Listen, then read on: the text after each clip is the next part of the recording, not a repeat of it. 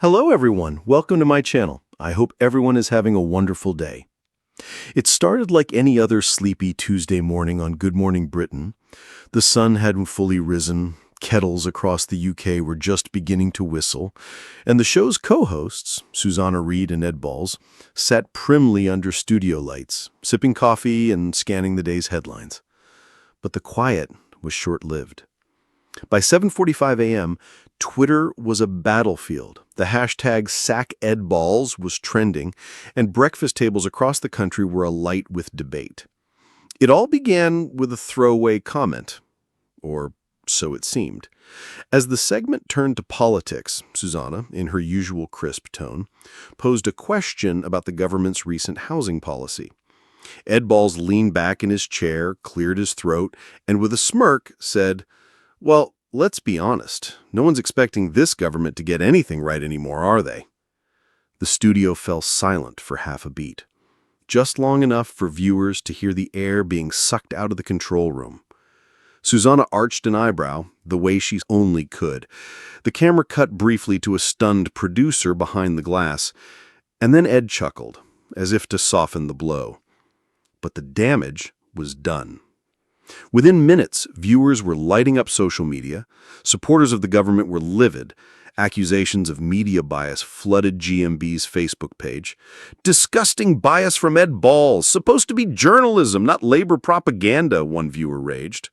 Another posted a side-by-side image of Ed in his former role as Shadow Chancellor, with the caption, "Still campaigning, just with a bigger platform." The show's producers, used to a bit of controversy, assumed it would blow over. But this time was different.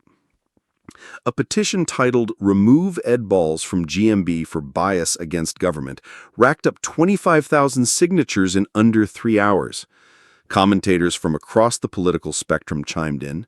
Right-wing tabloids branded it a disgraceful display of leftist arrogance, while more moderate voices questioned whether political pundits turned presenters could ever be truly impartial. Behind the scenes, ITV bosses scrambled to contain the fallout.